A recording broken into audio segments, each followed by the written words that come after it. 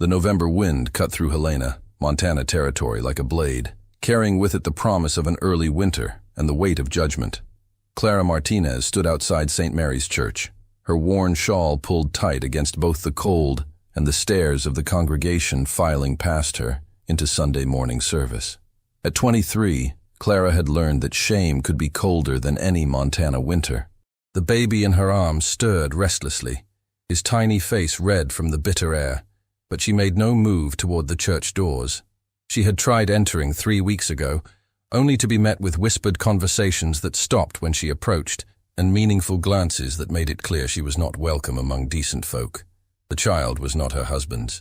Everyone in Helena knew that much. What they did not know, what Clara would never tell them, was that the baby's father had been her husband's best friend, a man who had taken advantage of her grief when word came that Miguel had been killed in a mining accident up in the Rockies. Clara had believed the lies Roberto told her about Miguel's final words, about promises made to care for his widow. She had believed because grief made her desperate for comfort, because loneliness had worn down her defenses, because she needed to believe that someone cared whether she lived or died. By the time she realized Roberto had no intention of marrying her, that he already had a wife in Colorado, it was too late. The baby was coming, and Clara was alone in a town that viewed unmarried mothers as a stain on their moral landscape. She worked when she could find it, taking in washing, mending clothes, cleaning houses for women who paid her, but would not look her in the eye. The money was barely enough to keep them fed and sheltered in the tiny room above Murphy's saloon, the only landlord willing to rent to a woman in her circumstances. Sunday mornings were the hardest. Clara had been raised Catholic, had found comfort in the rituals and community of faith, but that comfort was now denied to her.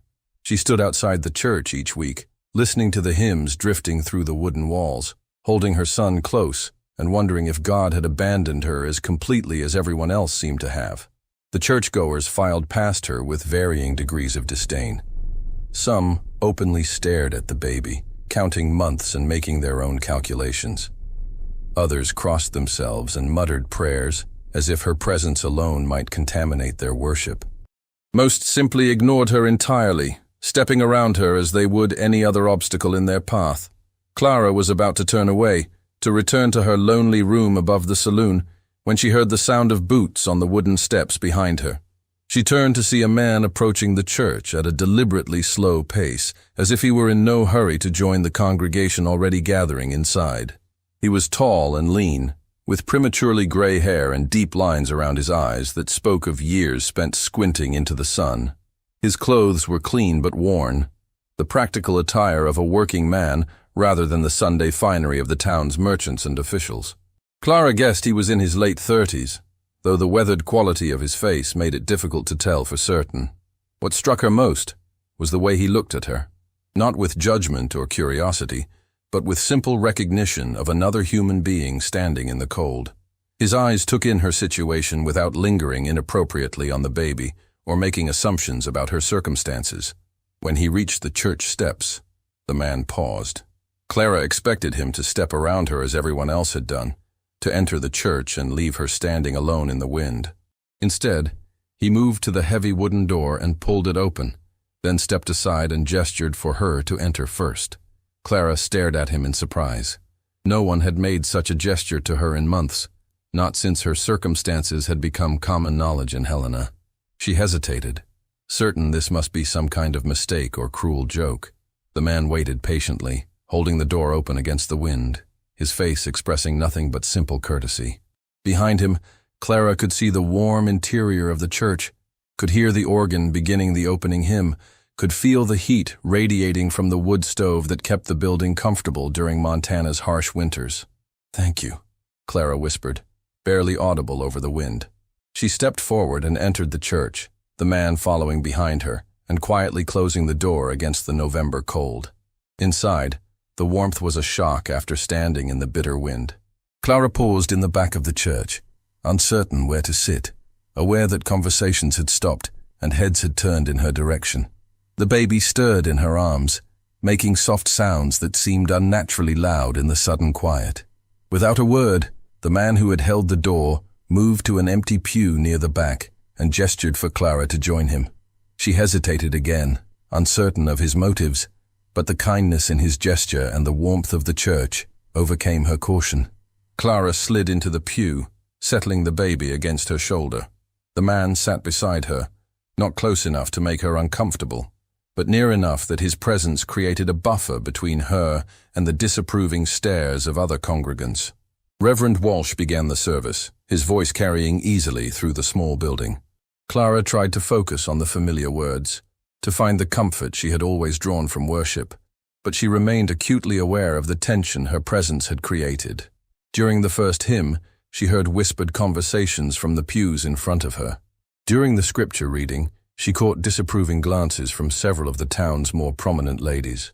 By the time Reverend Walsh began his sermon about Christian charity and welcoming strangers, the irony was almost too bitter to bear.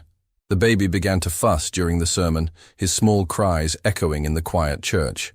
Clara tried to soothe him, but his distress only increased, and she realized she would have to take him outside before he disrupted the entire service. She began to rise from the pew, preparing to make what she knew would be a humiliating exit, when she felt a gentle hand on her arm. The man beside her shook his head slightly, then reached into his coat and withdrew a small piece of hard candy wrapped in paper. He unwrapped the candy carefully, broke off a tiny piece, and offered it to Clara. She understood immediately. The sugar would help calm the baby and might keep him quiet for the remainder of the service. Clara accepted the candy gratefully and let her son suck on the small piece. Almost immediately, his crying stopped, replaced by content-sucking sounds. The tension in Clara's shoulders eased slightly as she realized she would not have to make the walk of shame to the exit. The man smiled slightly at the baby's contentment, then returned his attention to the sermon as if nothing unusual had happened. When the service ended and the congregation began filing out, Clara found herself reluctant to leave the warmth and temporary acceptance she had found in the back pew. The man beside her made no move to rise, apparently content to wait until the crowd had thinned. "Thank you," Clara said quietly when most of the other churchgoers had left. "For the door, and for the candy, and for," she gestured vaguely at the pew they shared, "for letting me sit here." "No need for thanks," the man replied, his voice soft and gravelly. "Everyone deserves a place to worship." He stood and stepped into the aisle, then turned back to Clara. "I am James McKenna," he said simply. "I have a ranch about 5 miles north of town." "Clara Martinez," she replied, shifting the baby to her other arm. "This is Gabriel." James nodded respectfully to both of them, as if the baby were as worthy of acknowledgement as any adult. "Fine boy," he said without the calculating look that usually accompanied such comments about Gabriel's parentage. Clara felt tears prick her eyes at the simple kindness of the statement. "Mrs. Martinez," James continued, "if you ever find yourself in need of work, I could use help with household tasks. The ranch keeps me busy, and I am not much of a cook or housekeeper." Clara stared at him in surprise. Job offers were rare for women in her situation, and those that came usually carried expectations she was not willing to fulfill. "That is very kind of you, Mr. McKenna," she said carefully. "But I should tell you that people in town, they talk about me, about Gabriel. I would not want to bring trouble to your reputation." James considered this for a moment, then shrugged. "I have never much cared what people in town think about my business," he said. "And I judge a person by their character, not their circumstances." He paused, looking directly into Clara's eyes. "The offer stands if you are interested. No conditions except honest work for honest pay." With that, James McKenna touched the brim of his hat respectfully and walked out of the church, leaving Clara alone with her sleeping son and the first real hope she had felt in months. Clara spent the rest of that Sunday thinking about James McKenna's offer. Work was scarce in Helena, especially for a woman with a baby and a damaged reputation. Most of her current income came from taking in washing, which barely provided enough for rent and food. The idea of working on a ranch appealed to her. She had grown up on her father's small farm in New Mexico Territory before marrying Miguel and moving north to Montana. She knew how to cook for working men, how to manage a household, how to tend chickens and milk cows. Ranch work would be familiar in a way that town life had never quite been. More importantly, a ranch would mean distance from the constant judgment of Helena's respectable citizens. 5 miles might as well be 500 when it came to escaping the whispered conversations and meaningful looks that followed her everywhere in town. On Monday morning, Clara gathered her courage and walked the 5 miles to the McKenna ranch, carrying Gabriel and a small bundle containing his few belongings. If James McKenna was serious about his offer, she was ready to accept it. If he had changed his mind in the harsh light of day, she would walk back to town and continue surviving as she had been. The ranch sat in a valley surrounded by rolling hills already dusted with early snow. The buildings were modest but well maintained. A log house with a stone chimney, a barn that looked sturdy enough to withstand Montana winters, corrals that held a small herd of horses, and various outbuildings that spoke of a working operation. James emerged from the barn as Clara approached, leading a horse that favored its left front leg. He showed no surprise at her arrival, merely nodded in greeting and continued examining the animal's hoof. "Picked up a stone," he said conversationally, as if Clara's presence were the most natural thing in the world. "Should be fine once I get it out." Clara watched as he worked, noting the gentle way he handled the injured animal, the patience he showed when the horse shifted nervously. These were good signs in a man, she had learned. How someone treated vulnerable creatures often revealed their true nature. "I came about the job," Clara said when James had successfully removed the stone and released the horse into the corral. "I hoped you would," James replied, washing his hands in a bucket of water near the barn door. "Can you start today?" Clara blinked in surprise. She had expected questions about her experience, discussions of wages and living arrangements, perhaps even some reluctance now that he had time to reconsider his offer. "Today?" she repeated. "The house needs a woman's touch," James said simply, "and I have been living on beans and coffee for longer than is healthy for any man." He gestured toward the log house. "There is a room off the kitchen that should work for you and the boy. It has its own entrance, so you can come and go as you please." Clara felt a weight she had been carrying for months begin to lift from her shoulders. "What about wages?" she asked, needing to understand the practical arrangements. "Room and board for you and Gabriel," James said, "plus $20 a month in cash. More if the ranch does well and you decide to stay long-term." It was more than Clara had dared hope for, more than she was earning in town despite working 7 days a week. But more than the money, it was the respect in James's offer that made her want to accept. He was treating her like a capable employee, not like a desperate woman with limited options. "I accept," Clara said simply. James smiled, the expression transforming his weathered features. "Good," he said. "Let me show you around." The house was larger than it had appeared from outside, with 3 bedrooms, a spacious kitchen, and a sitting room dominated by a massive stone fireplace. Everything was clean but sparse, clearly the home of a man who spent most of his time outdoors and valued function over decoration. The room James showed her was perfect for Clara and Gabriel, large enough for a bed and baby furniture, with windows facing east to catch the morning sun, and the promised separate entrance that would give them privacy. "My wife died 4 years ago," James said as they finished the tour. "I've been managing alone since then, but the place needs—" He gestured around the empty rooms. "It needs life again." Clara understood what he was not saying. The house felt hollow, like a place where people had once been happy, but now existed in a kind of suspended animation. She recognized the feeling because she had been living with it herself since Miguel's death. "I will take good care of everything," Clara promised. "I know you will," James said with quiet confidence. That first day set the pattern for the weeks that followed. Clara threw herself into the work of running the household, finding deep satisfaction in tasks that felt familiar and necessary. She cooked meals that actually nourished, rather than simply filling empty stomachs. She cleaned and organized spaces that had been neglected for too long. She mended clothes and linens, tended the kitchen garden that had gone wild, and gradually brought order to a home that had forgotten what order looked like. James proved to be an ideal employer, respectful, appreciative of her efforts, and completely without the predatory behavior Clara had learned to expect from men who employed desperate women. He worked long days managing his cattle and horses, came in tired and hungry for meals that Clara was proud to prepare, and treated both her and Gabriel with consistent courtesy. Gabriel thrived in the ranch environment. The fresh air and freedom from the cramped room above the saloon agreed with him, and he slept better than he had since birth. Clara often found James talking quietly to the baby while she worked, treating the infant with the same gentle respect he showed to his animals. As November turned to December, and the first serious snows began to fall, Clara realized she was happier than she had been since before Miguel's death. The work was satisfying. The isolation from town gossip was a relief, and the simple kindness of being treated as a valued person rather than a moral failure was healing wounds she had not even realized she carried. One evening in mid-December, as Clara was cleaning up after dinner while James read by the fire, Gabriel began fussing in his basket near the stove. Clara moved to pick him up, but James gestured for her to continue working.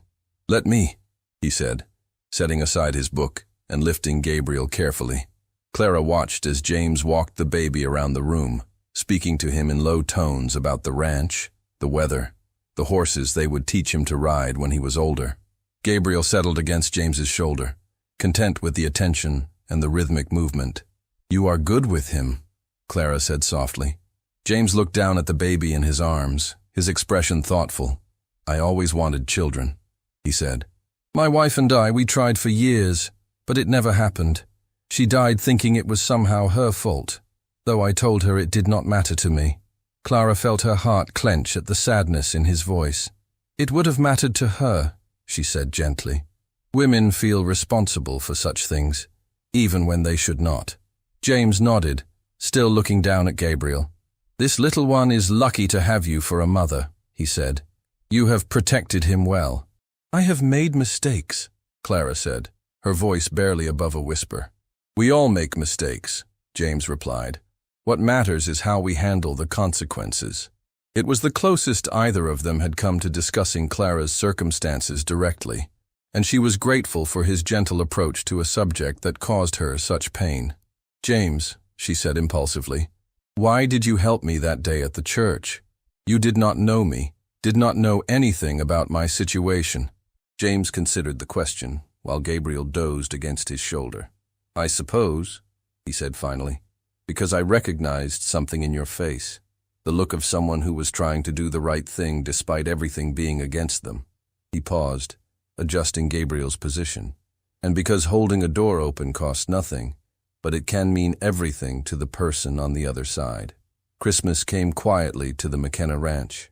Clara had expected the holiday to be difficult, a reminder of all she had lost, and all Gabriel would never have. Instead, she found herself enjoying the simple pleasure of decorating the house with pine boughs and preparing special meals for someone who appreciated her efforts. James gave her a beautiful shawl he had ordered from the catalog, soft wool in a deep blue that complemented her dark hair. She gave him a set of shirts she had sewn from fabric purchased with her saved wages, practical garments that fit him perfectly and would last for years of ranch work. For Gabriel, James had carved a small wooden horse, painted with careful detail and smoothed to perfect softness. It was the first toy the baby had ever owned, and Clara treasured it as much for the time and thought it represented as for its craftsmanship. As winter deepened and travel to town became increasingly difficult, Clara found herself settling into a routine that felt more like home than anywhere she had lived since childhood. The isolation that might have driven some people to loneliness instead gave her space to heal, to rediscover parts of herself that had been buried under shame and survival. One evening in January, as they sat by the fire after Gabriel had been put to bed, James looked up from the ranch accounts he was reviewing. "Clara," he said, "I have been thinking about the spring." Clara felt a flutter of anxiety. Spring would mean easier travel, more contact with town, possibly the end of the comfortable isolation they had built together. "What about spring?" she asked carefully. "The ranch is doing well," James said. "Better than it has in years, partly because of your help. I was wondering if you might consider staying on permanently." Clara's heart leaped, but she forced herself to consider the practical implications. "People will talk," she said. "An unmarried woman living on a ranch with a single man. Even if nothing improper is happening, they will assume it is." "Let them assume," James said firmly. "We know the truth, and that is what matters." He set aside his papers and looked directly at her. "Clara, in the months you have been here, this place has become a home again instead of just a house where I sleep." Gabriel has brought joy I had forgotten was possible. You have both given me something I did not even realize I was missing." Clara felt tears gathering in her eyes. "You have given us far more," she said. "A place to belong, work that matters, respect when the world had none to offer. I cannot imagine being anywhere else." "Then stay," James said simply. "Stay for as long as you want to call this place home." Spring arrived early that year, bringing with it green grass, wildflowers, and the first real test of the arrangement Clara and James had built together. When the roads dried enough for regular travel, visitors began arriving at the ranch, suppliers making deliveries, neighbors checking on James after the long winter, and inevitably, people from town who had heard rumors about the woman and baby living at the McKenna place. Clara had dreaded these encounters, but James handled them with calm authority. When anyone made inappropriate comments or assumptions, he shut them down immediately. When well-meaning neighbors suggested that Clara's presence was improper, he made it clear that his household arrangements were not open for discussion. Most importantly, he never treated Clara differently when others were present. She remained his valued employee and trusted partner in running the ranch, not someone to be hidden or apologized for. The real test came in late April when Reverend Walsh arrived for an unexpected visit. Clara was hanging laundry when she saw his buggy approaching, and her stomach clenched with familiar anxiety. Religious leaders had been among her harshest critics in Helena, and she expected no charity from this one. James emerged from the barn to greet the Reverend, and Clara could see them talking earnestly near the house. She continued with her work, trying not to appear to be listening, but she caught fragments of conversation carried on the wind. When their discussion ended, Reverend Walsh approached Clara directly. She braced herself for judgment or a lecture about moral conduct. "Mrs. Martinez," the Reverend said formally, "Mr. McKenna tells me you have been a great help to him during the winter months." "I do my best, Reverend," Clara replied carefully. "He also tells me that you have been attending Sunday services when weather permits, and that your son is being raised in the faith." Clara nodded, uncertain where the conversation was leading. "I want you to know," Reverend Walsh continued, "that you are welcome in our church. Always. What happened in the past is between you and God, and it is not my place or anyone else's to judge." Clara stared at him in surprise. This was not the conversation she had expected. "Furthermore," the Reverend added, "if you ever decide you would like Gabriel baptized, I would be honored to perform the ceremony." Tears sprang to Clara's eyes. Baptism for Gabriel was something she had wanted desperately, but had not dared to request, knowing how such ceremonies typically required questions about parentage and legitimacy that she was not prepared to answer. "Thank you, Reverend," she whispered. "That would mean everything to me." The Reverend smiled kindly. "Faith is about redemption and second chances, Mrs. Martinez. Never forget that." After Reverend Walsh left, Clara found James working in the barn, apparently focused on repairing a broken harness. She suspected, however, that he had been waiting for her to find him. "What did you say to him?" she asked without preamble. James looked up from his work, his expression innocent. "I told him the truth," he said, "that you are a woman of strong faith who has faced difficult circumstances with courage and dignity, that Gabriel is a blessing to anyone who knows him, that this community would be poorer without both of you in it." Clara felt overwhelmed by the simple loyalty of his words.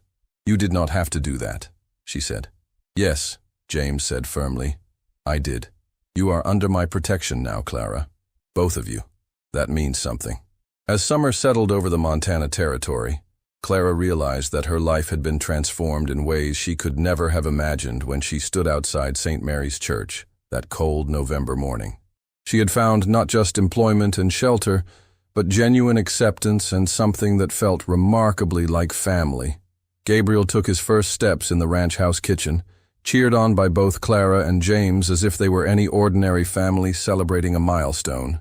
He spoke his first word, which was horse, much to James's delight, and Clara's amused resignation. The baby's baptism took place on a beautiful Sunday in July, with James standing as godfather, and half the congregation in attendance to welcome Gabriel into the community of faith. Clara had worried that questions would be raised about the ceremony, but James's support and Reverend Walsh's blessing seemed to have settled any doubts about the appropriateness of the occasion. One evening in late summer, as they sat on the porch watching Gabriel play with his wooden horse, James brought up a subject they had carefully avoided for months. "Clara," he said, "have you given any thought to the future? To what you want for yourself and Gabriel as he grows older?" Clara had been thinking about little else lately, but she was afraid to voice her hopes for fear of presuming too much. "I want him to have opportunities," she said carefully. "Education, the chance to make his own choices about his life. I want him to know that his circumstances of birth do not define his worth." "And for yourself?" James pressed gently. Clara looked out at the ranch that had become home, at the man who had given her a chance when no one else would, at the baby who represented both her deepest shame and her greatest joy. "I want to belong somewhere," she said honestly, "to be valued for who I am rather than judged for what I have done. I want Gabriel to grow up seeing what it looks like when people treat each other with kindness and respect." James nodded thoughtfully. "I have been thinking about the future too," he said, "about what kind of legacy I want to leave, what kind of life I want to build in the years I have left." He paused, seeming to gather his courage. "Clara, these months with you and Gabriel have been the happiest I have known since my wife died. You have brought life back to this place, purpose back to my days. I find myself hoping that what we have built together might continue, might grow into something even more meaningful." Clara's heart began to race as she sensed the direction of his thoughts. "What are you saying, James?" "I am saying," James replied, "that I would be honored if you would consider becoming my wife. Not out of obligation or convenience, but because I have come to love you and Gabriel, and I believe we could build a good life together." Clara stared at him in wonder. Marriage had seemed impossible for someone in her circumstances, a dream that belonged to women who had not made the mistakes she had made. "People would say you were settling," she said finally, "taking damaged goods, a woman with a questionable past. People would say a lot of things," James agreed. "But I would know the truth, that I was the luckiest man in Montana territory to have found a woman strong enough to survive what you have survived, kind enough to forgive what you have forgiven, brave enough to build a new life from the ashes of the old." He reached for her hand, holding it gently. "I am not asking you to erase your past, Clara. Gabriel will always be part of our family, loved and claimed as my own. I'm asking if you might be willing to create a new future, one where all three of us belong to each other." Clara looked into James's eyes and saw not pity or charity, but genuine love and respect. She thought of the long journey from that cold November morning outside the church to this warm summer evening on the porch of what had become home. "Yes," she whispered, and then more strongly, "Yes, James, I would be honored to be your wife." They were married in September, in the same church where James had first held the door open for an unwanted woman and her baby. The ceremony was small but meaningful, attended by the neighbors who had come to respect Clara's strength and James's integrity. Gabriel toddled down the aisle carrying a ring pillow, beaming at the attention and blissfully unaware that he was witnessing the legal creation of the family that had already existed in his heart for months. As Clara and James exchanged vows, she thought of all the people who had judged her, who had decided she was unworthy of belonging to their community. She felt no bitterness toward them, only gratitude for the journey that had led her to this moment, to this man, to this life she had never dared to imagine possible. When Reverend Walsh pronounced them husband and wife, Clara realized that she had found something far more valuable than acceptance from a community that had rejected her. She had found a man who saw her worth when she could barely see it herself, who had opened not just a church door, but his entire life to make room for her and Gabriel. In the Montana territory, where second chances were as rare as spring rain and kindness was often seen as weakness, Clara McKenna had discovered that sometimes the smallest gestures could change everything. One door held open without a word had led to a love that transformed not just her life, but her understanding of what family could mean.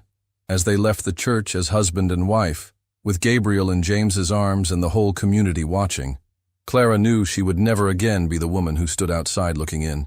She had found her place, her purpose, and her people. She belonged.